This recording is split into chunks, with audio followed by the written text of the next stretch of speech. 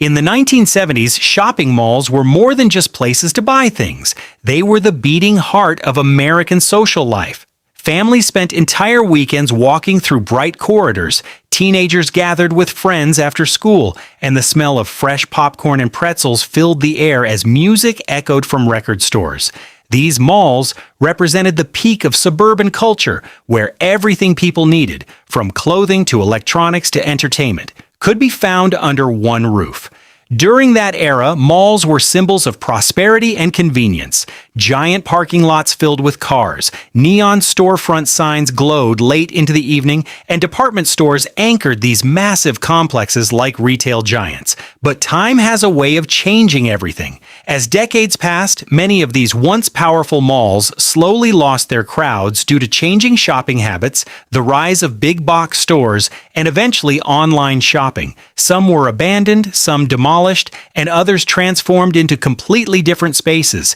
Today, they exist mostly in memories and faded photographs, reminders of a time when the mall was king. Here are 15 forgotten American malls from the 1970s that once ruled the world of shopping. One of the most memorable malls from that era was Randhurst Mall in Illinois. When it thrived during the 1970s, it was a unique shopping destination because of its circular layout that allowed visitors to walk continuously around the entire complex. The mall was surrounded by huge department stores and dozens of smaller shops in between. On busy weekends, families would stroll through the corridors, stopping for ice cream or browsing the latest fashion trends. Teenagers spent hours there just hanging out, listening to music stores playing the newest rock albums while arcade machines buzzed with excitement. At its peak, Randhurst felt like a small city dedicated entirely to shopping and entertainment. But over time, the popularity of enclosed malls and newer retail centers pulled visitors away. Eventually, the mall lost its crowds and was redeveloped, leaving behind only memories of its golden days. Another mall that once dominated the retail scene was Rolling Acres Mall in Ohio. During the 1970s and 1980s, it was considered one of the most successful malls in the region. The building was enormous, filled with bright lights, polished floors, and rows of fashionable stores. On weekends, the parking lot overflowed with cars as shoppers from nearby towns traveled long distances just to experience the mall. Inside, the atmosphere was lively. Families pushed shopping carts full of clothing and household goods while children begged their parents for toys and candy. Food courts buzzed with laughter and conversation as people took breaks from their shopping adventures. But by the late 1990s and early 2000s, competition from newer shopping centers slowly drained the mall's energy. Store after store closed, leaving empty storefronts and silent hallways where crowds once walked. Dixie Square Mall in Illinois is another example of a once busy shopping center that faded into history. When it opened, it was a place where the community gathered not only to shop but also to socialize. The mall had everything people wanted in the 1970s: clothing stores, electronics shops, restaurants, and entertainment areas. Families treated visits to the mall like special outings. However, over time, economic changes and shifting retail trends led to declining foot traffic. Eventually, the mall was abandoned entirely. The building stood empty for years, its once bright lights replaced by broken windows and silence. It became a symbol of how quickly a thriving place can fade when circumstances change. Cloverleaf Mall in Virginia once stood proudly as one of the largest retail destinations in its region. During the 1970s, it represented the American dream of suburban shopping. The mall had multiple levels filled with stores offering everything from fashionable clothing to the latest home appliances. Walking through the corridors felt like entering a bustling marketplace. Children watched fountains splash in the center court, while parents browsed through department stores. Seasonal decorations made the mall even more magical during holidays, with giant Christmas trees and festive music filling the air. Yet as newer malls and shopping centers appeared nearby, Cloverleaf slowly lost its dominance. Eventually, it closed and was redeveloped, leaving behind stories of its once vibrant life. Metrocenter Mall in Arizona was once one of the largest malls in the United States. In the 1970s and 1980s, it was a landmark that attracted visitors from across the region. The mall featured hundreds of stores and even entertainment attractions that made it feel like a mini city. People spent entire days there, watching movies, shopping for clothes, and enjoying meals with friends. For many teenagers, the mall was the ultimate social destination. It was where friendships formed, relationships began, and memories were made. But over time, economic shifts and the rise of online shopping reduced the need for such massive retail spaces. Eventually, the crowds disappeared and the mall that once symbolized retail success closed its doors. Gwinnett Place Mall in Georgia also experienced the dramatic rise and fall typical of many American malls. When it opened, it quickly became a regional shopping powerhouse. The corridors were filled with fashionable boutiques, popular department stores, and lively food courts. On weekends, the energy was incredible as shoppers explored store after store searching for the latest trends. But as years passed, newer malls began attracting the same customers. Slowly, the crowds moved elsewhere, and Gwinnett Place Mall began to lose its identity as a retail leader. Hawthorne Plaza in California once represented the glamour of West Coast shopping culture.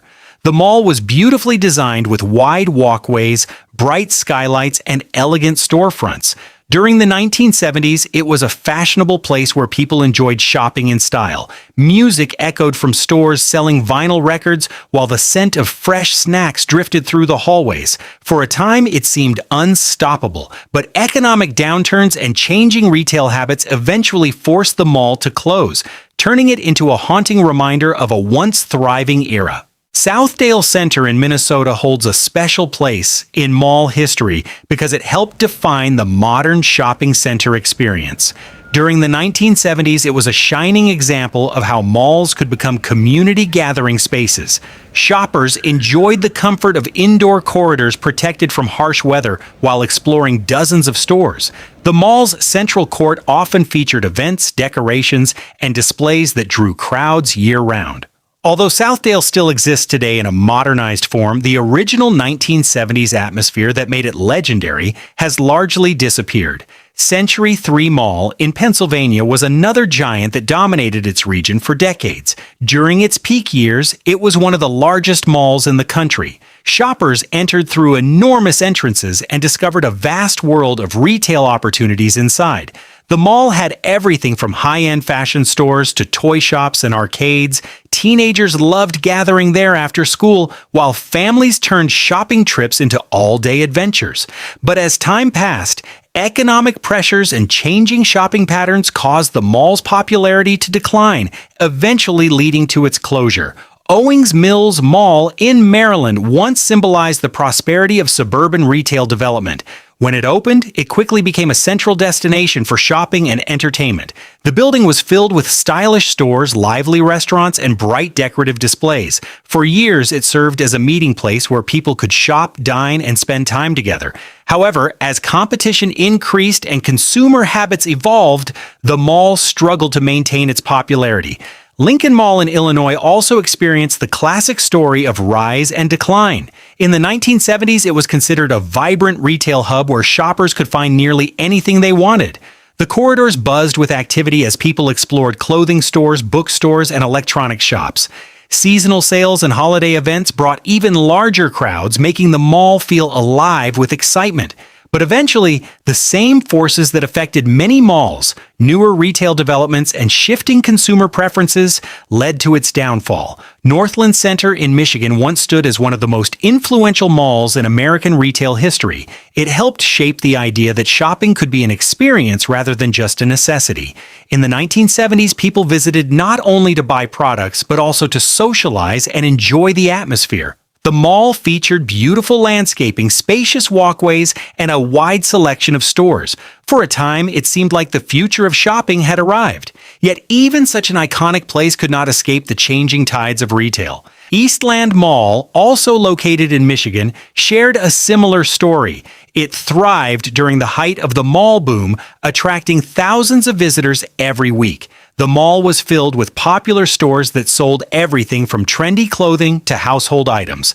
Families treated visits to Eastland as exciting outings, often spending hours exploring every corner of the complex. But over the years, declining traffic led to store closures and eventually the mall's demise. Valley View Center in Texas once stood proudly as a major shopping destination in Dallas. During the 1970s and 1980s, it was packed with shoppers searching for the latest fashion trends and entertainment options. The mall had a vibrant atmosphere where music, laughter, and conversation filled the air. But as new retail centers opened and online shopping began to rise, the once crowded hallways gradually became quieter. Finally, Lakeside Mall in Michigan represents the fading memory of many suburban malls that once thrived during the golden age of shopping centers. During its peak years, it attracted huge crowds with its wide variety of stores and lively environment. People loved the sense of excitement that came from walking through bright corridors filled with colorful displays and promotional sales. For many families, visiting the mall was more than shopping. It was an experience that brought people together. The story of these forgotten malls reminds us how quickly cultural landscapes can change. In the 1970s, malls symbolized the future of retail and community life. They were places where memories were made, friendships formed, and entire weekends were spent exploring shops and entertainment. Yet technology, economic shifts, and changing consumer habits gradually transformed the way people shop. Today, many of these once powerful malls exist only in photographs and nostalgic stories. They remind us of a unique period in American history when the mall wasn't just a place to buy things, it was the center of everyday life. If you enjoyed this journey into the forgotten world of 1970s shopping malls, make sure to support the channel. Don't forget to like this video, share it with friends who love history and nostalgia. Leave a comment about which mall surprised you the most, and subscribe for more fascinating stories about the past.